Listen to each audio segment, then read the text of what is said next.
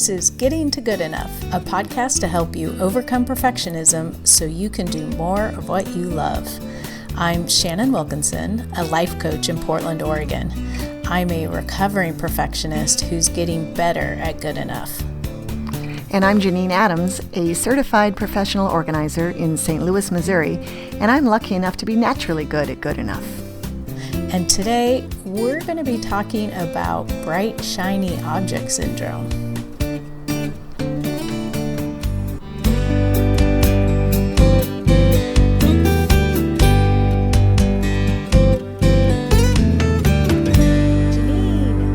Janine. Shannon. How are you? I'm good. We're recording this and we're in the same time zone for once. And even though we're not next to each other, it feels nice. Yeah, it does. It's funny how that is. There's really nothing any different other than it's easy to plan time, but right, that's the only difference. But it does somehow feel I feel nice closer. that you're just a 4-hour drive away. That's right. I'm visiting my family in Walla Walla, Washington. We all wish you were here with us, Shannon. Oh, me too. Sure. There's lots of good wine here, so maybe you do. I can't tell you. Every time I turn around, there's a delicious glass of wine. Oh, that's enjoyable. Except at my dad's condo. Right. Where there's no wine. Oh, no. No. But there's family, so right. It makes up for it. Or, well, we should probably stop talking about that. Well, the good news is my dad doesn't have the internet, so he'll never hear this. But yeah, he's a lovely man. Yeah. Yeah. So bright, shiny object syndrome. Yes. So is this something you deal with? Where I get easily distracted by new and exciting things? Yes. That take me away from what I might otherwise be doing? Yeah. Yes. Yeah. Yeah. I deal with it in my just sort of web surfing, certainly, although I try not to. And I deal with it a lot in genealogy because it's very, very easy to get distracted from your goals during a session of genealogy.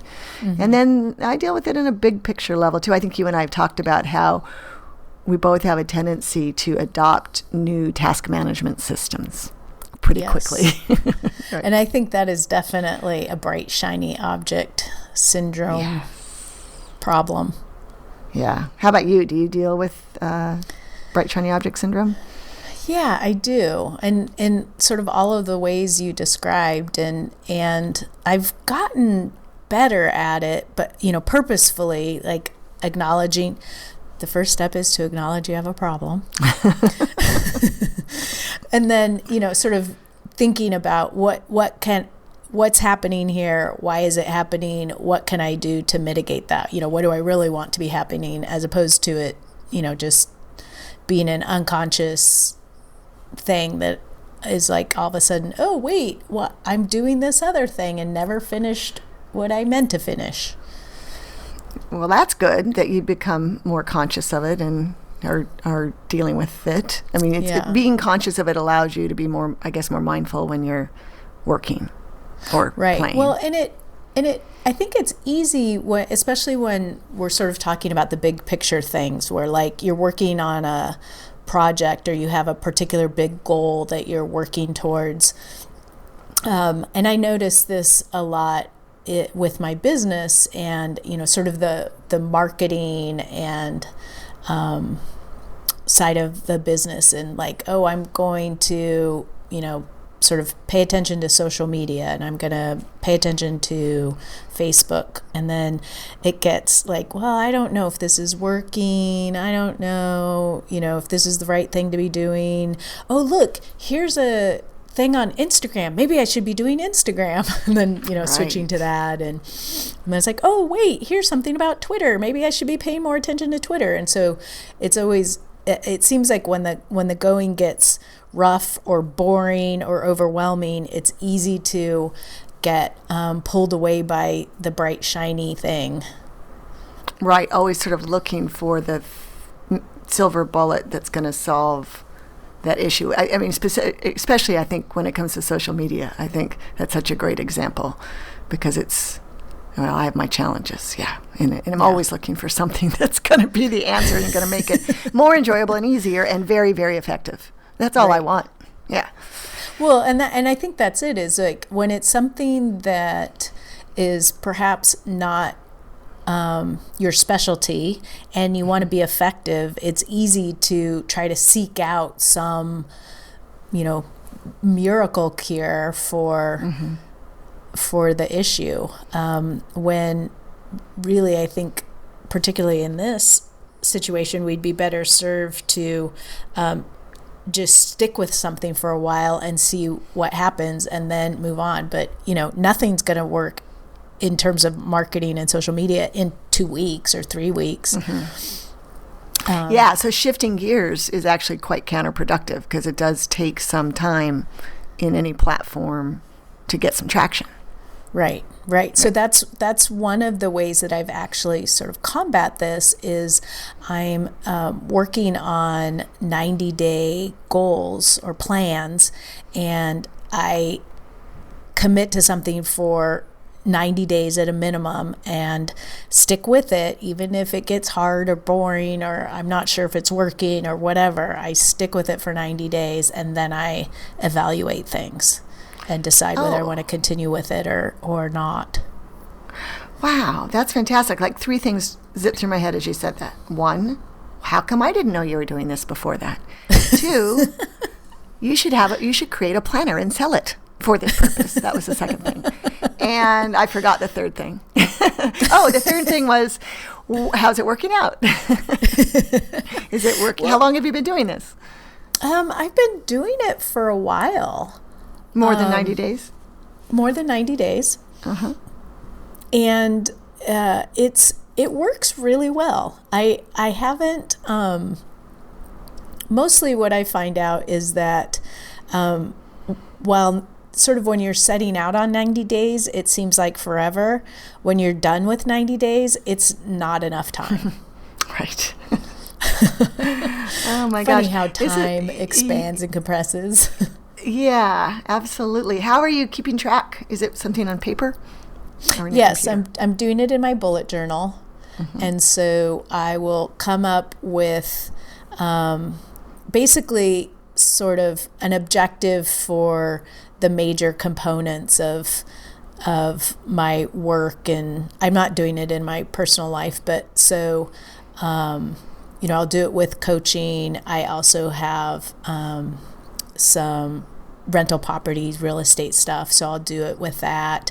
And I haven't really done it with this podcast because we're just doing it. There's not anything. That was going to be my question. Is there a category for the podcast? Darn.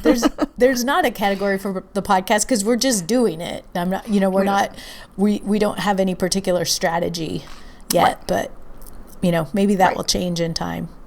Our strategy is to enjoy it and just sort of stick with what we've been doing. But if at some point we want to try to grow our audience or something, then that would be a good way to do it. Right. Yeah, our goal is to have fun, and so far we can measure that success as we're having fun. Yeah. So and I don't feel like days. I need to set up a 90-day plan for how to have fun because we just do it. Because that would wreck the fun. Yeah. Maybe. Yeah. So that's fantastic. I find myself thinking like it's now a bright shiny object for me. your methodology. It's okay, but January 1st is just around the corner, so who knows? Maybe I'll pump you for more information or I'll take the concept and try it for myself. I actually, I used to do that with my genealogy. Would have 90-day focus. Oh, right. You'd work on a focus for a quarter, right? Right. Exactly. Yeah. But now I do it for a year. You know what's funny? What? A quarter sounds like so long, and 90 days doesn't seem that long. Well, they're essentially the same amount of time. Yes. I mean, it's like probably a week and a half longer. I think a quarter is. Well, no, a quarter's just 3 months, so it depends on the length of the month. But so not a week and a half. It's a couple days longer. Yeah, a couple days, unless it's the first quarter. in which case it's the same. Right. Unless it's a leap year. Right. So, yeah, it's funny. That's funny. Well, you do not have a quarterly plan, Shannon. You have a 90-day plan. Yeah. Yeah, it's way better. Oh but anyway, God, I don't mean to so get... funny. Is that this like realization that you just made? Yeah, I'm completely just, what's it called? Blown away? Blindsided? Is that the right? No, gobsmacked? Yeah, maybe. But yeah, like, I don't know why this is so hard for my brain to wrap around. I don't like it thinking about it in quarters, but 90 days feels great. So that's a good thing to notice. Yeah. Yeah, very interesting, Shannon. Huh. So you're getting back to the bright, shiny object. Your 90-day goal planning system helps you resist switching gears with using bright, shiny objects. Yeah, attractive. It does. It does. Especially in this sort of, in this big picture, and right. When it is related to feeling sort of, like I said, stuck or overwhelmed or, ineffective, then I can sort of put things to the side. If something pops up, I'm like, oh, that looks interesting. Then I can put it to the side until it's time to review what I'm going to do and I decide what to do next. That's very, very grown up, and I admire it. Well, it's surprisingly easier than I expected it to be. Because there's a satisfaction in sticking with it, but yeah, and knowing that if you're writing down this thing that you're going to evaluate later, it's not like you're abandoning it or rejecting it. Just put it aside and know when you're going to evaluate it. I think that's fantastic. Yeah, I'm going to try it. Good. Yeah, and I think that's one of the keys to dealing with this at any level, whether it's sort of the moment by moment distractions or these bigger, long-term plan, bright, shiny objects that are pulling you away, is to have some system in place where you can put that on a list or somehow bookmark it for yourself that you can come back and evaluate it later. So, if you're online and you're looking for information, you can make a note of it, but stick with what you're doing. And it actually just crossed my mind, that's a great technique for preventing over shopping. When you're online and Facebook, an ad puts something in front of you that looks so amazing. If you put it aside, don't decide not to buy it now, and decide even if it's tomorrow, just stepping away from it might help the impulse to buy something just because it's attractive. Yeah, that's a great idea. But creating some sort of system to go back to it, so you also don't have to try to remember it, so it doesn't take up any brain space in your effort to remember it. Is pretty key, I think. Yeah, that's terrific. Yeah, so there's like that big macro level productivity systems, goals, and that sort of thing like we were discussing, and then there's the little tiny distractions that come across our path all the time. And I'm happy to say, I think I can say with confidence that it's been quite a long time since I've said, oh my gosh, I've been working for 4 hours and I didn't get anything done, which is what used to happen when I would just follow whatever came across my brain, or my eyes on the web or whatever. Right. So staying focused and avoiding those little distractions can be challenging for me too. Yeah, and I think that you can actually sort of, I was just thinking about what you were saying, plus, what you started with, our propensity for trying new task management systems, that you can actually sort of use it to your advantage. If this is something that you that you feel like you struggle with, because I don't think it's necessarily a bad thing to use a different task management over and, like switch it up, because it keeps it novel and interesting and helps you stay engaged. And so by, switching like that, you get to sort of appease that part of you, and you get to continue to get things done. Right. Yeah, that's a very good point.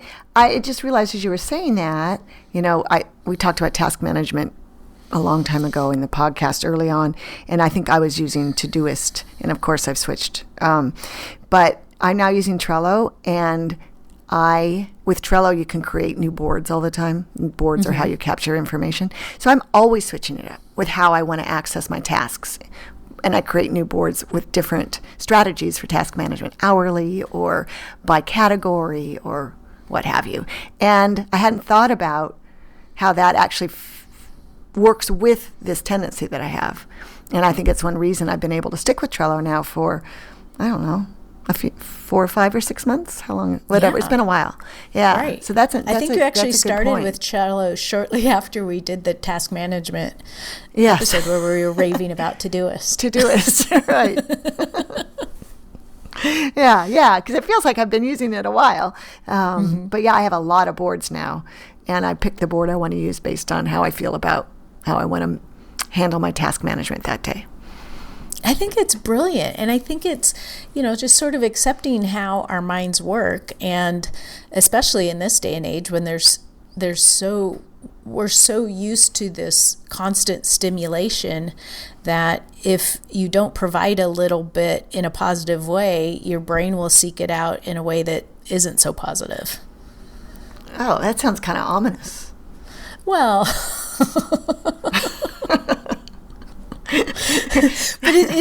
but okay, to make it seem a little less ominous, let me give you an example like you just talked about. Like if you tried to force yourself to stick with Todoist, you would get bored, and you would be really tempted to sort of seek something, something more stimulating away from Todoist. So, you might have a tendency to get distracted from it more easily. Right. Or just stop trying to manage my tasks at all, because I felt like I failed with Todoist, but I should be working with it, I might just abandon all hope, which wouldn't be good either. Right. So by building novelty into your system, which you've done with Trello by having all these different ways that you can manage your tasks, but still having this repository for all your tasks so nothing slips through the cracks, then you've created that system, you've created it in the system, so there's no need to try and find it anywhere else. Right. Yeah. I'm brilliant. You are. I didn't realize I was doing that, but that's exactly what I've been doing. Yeah. Yeah. I thought you were going to say you didn't realize you were brilliant. Oh, well, I didn't realize that either. Well, yes, I did. I knew I was brilliant. You just didn't know how brilliant you were in this particular situation. Right. It's not that easy being brilliant, so I try not to talk about it too much. Thank you, because, it makes me feel inferior. Oh, yeah. When you talk about how brilliant you are all the time. Yeah. This is getting stupid. Please, let's stop. But back to what we were talking about. But that sort of using the way our brain works can really help. So there's that way of doing it. But there's also, if you find yourself sort of wanting to get pulled in these different directions, or getting pulled in these different directions, to plan your day and plan how you work on your various projects or tasks or whatever in such a way that you are switching frequently enough that you get that experience of doing something novel, of doing something different, and you'll be less likely to be distracted by other things. Right. I think that's a great technique. Yeah. And the other thing to think about when you find yourself particularly if you're getting distracted from a particular project on a regular basis, like what does this other thing have that you're not getting from the project you want to be working on? And I would imagine knowing why the project you're reminding yourself why the project you're working on now is important to you. Is important as well. If you recognize that it's important and think about, why is my mind wanting to go away from this toward this bright, shiny object? What is it drawing me? What's drawing me? And then what? Do you try to build that into the project you're working on?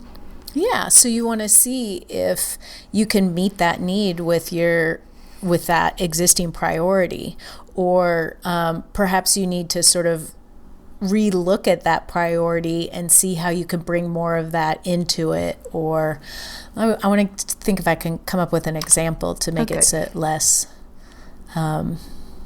theoretical and esoteric. So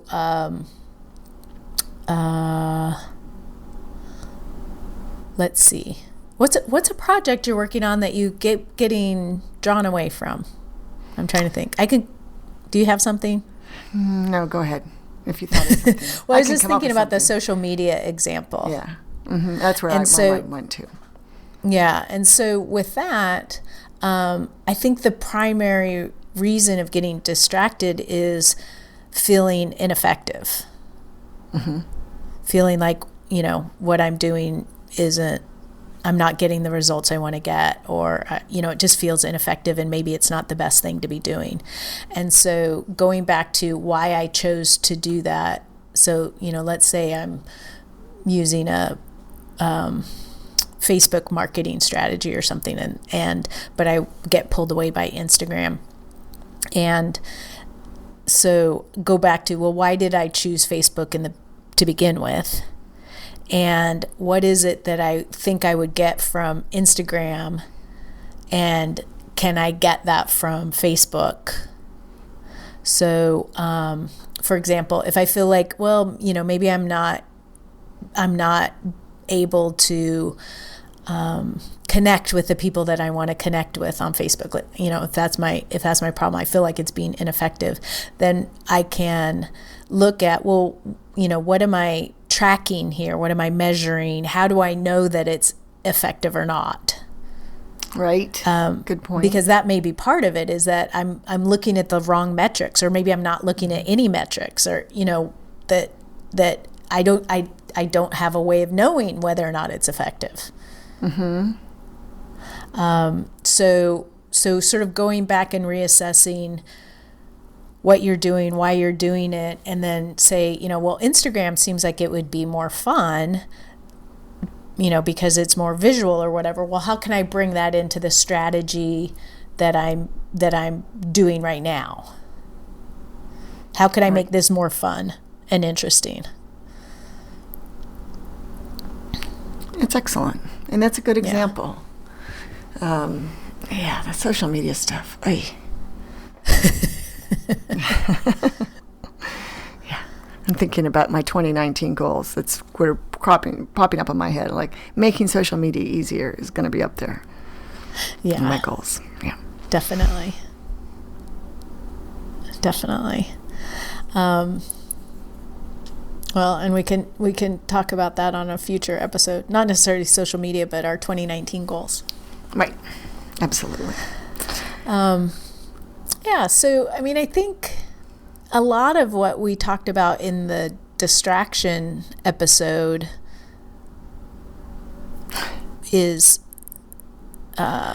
plays a role here too. That all still counts. I completely forgot that we did a distraction episode. We did, didn't we? That wasn't just I think we did. No, I think you're right. I'm pretty sure we did. I don't remember what we said on it, but I'm sure it's very relevant. Yes. Well, so since we don't remember, people should go back and listen to it, because we're sure you can't remember either. Right. Right. But yeah, if I'm recalling, that was more about the little distractions, like the. Yes, it was more about the little distractions, but I think. Picture. Got it. Yeah, and I think but that's sort of protecting yourself from from even getting exposed to the bright, shiny objects is useful. So you don't have to use any willpower to ignore them if you're not getting exposed to them. Because heaven knows we don't need, we have a limited supply of willpower and we need to conserve it. Yes. Right? I mean, if there's stuff that we can save ourselves from, it's a great idea. Yeah. Yeah. So I think that's the other way to approach it, is to sort of protect yourself from being exposed to things, and making that commitment for whatever period of time that this is going to be your focus, or these 3 things are going to be your focus, or, however many feels reasonable to you. But I imagine, I was just thinking about how this happens to me when it's not so much, but I remember when I was younger, like I'd think, oh, I'm going to clean out this drawer, and next thing you know, I have my whole closet torn apart.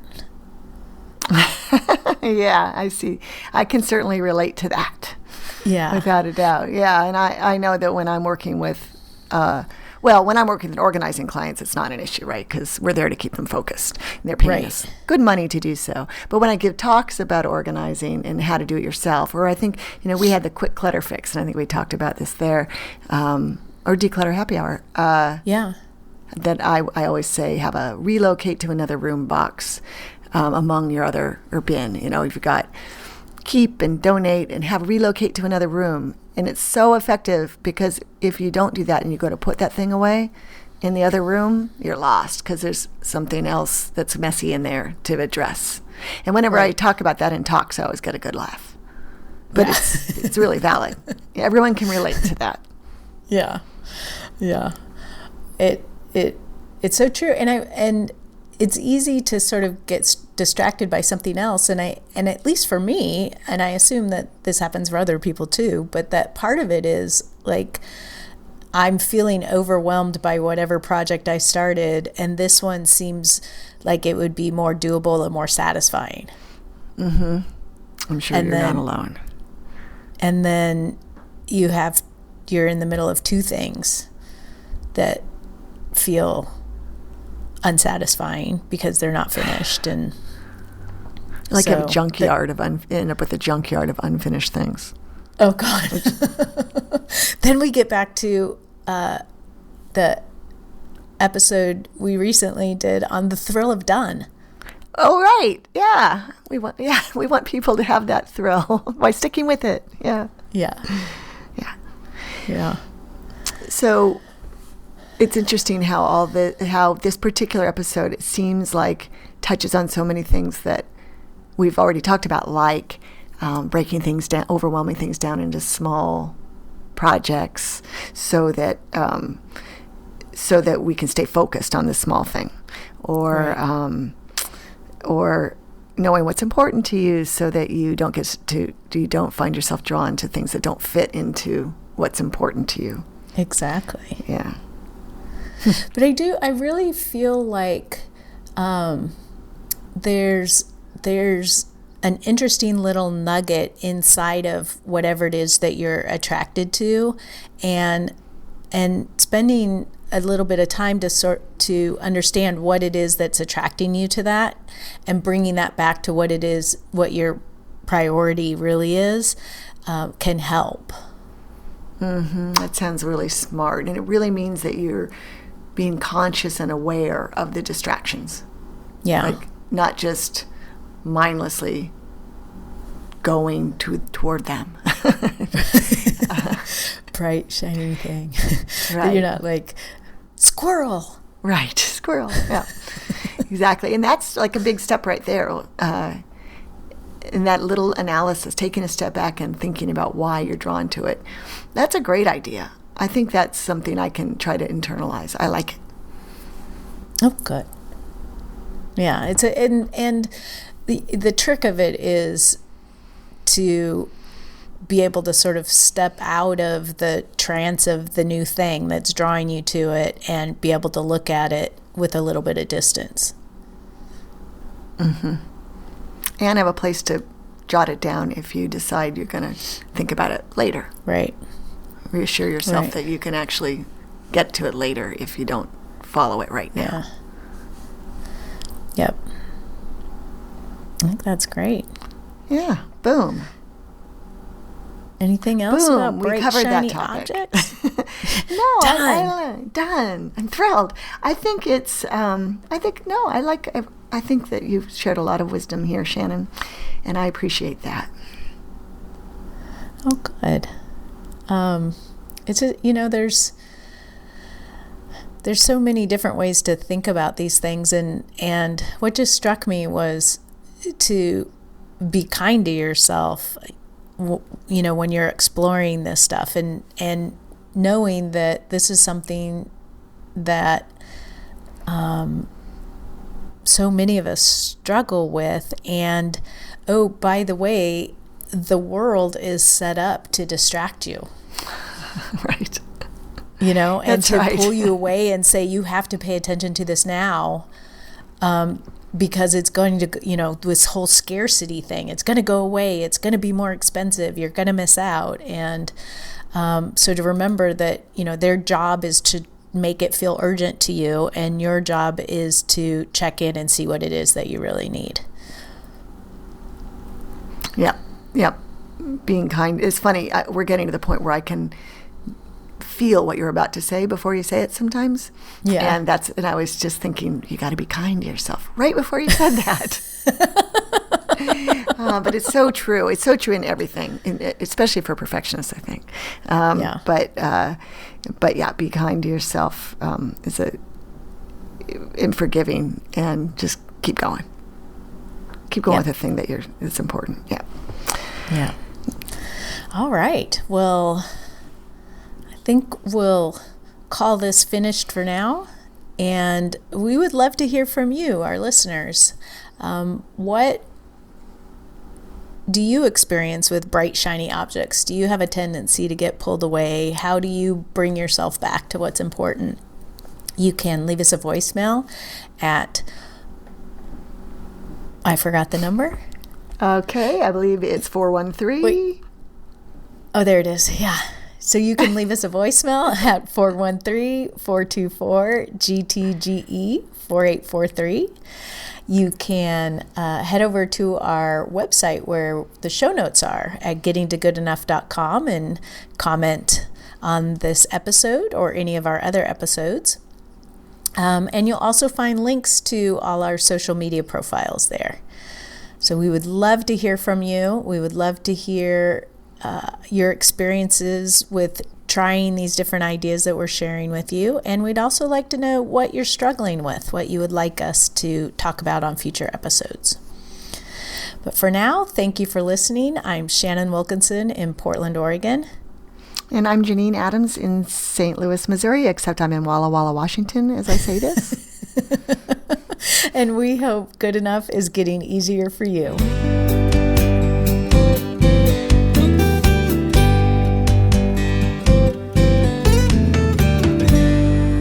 I wondered if you were going to say Walla Walla.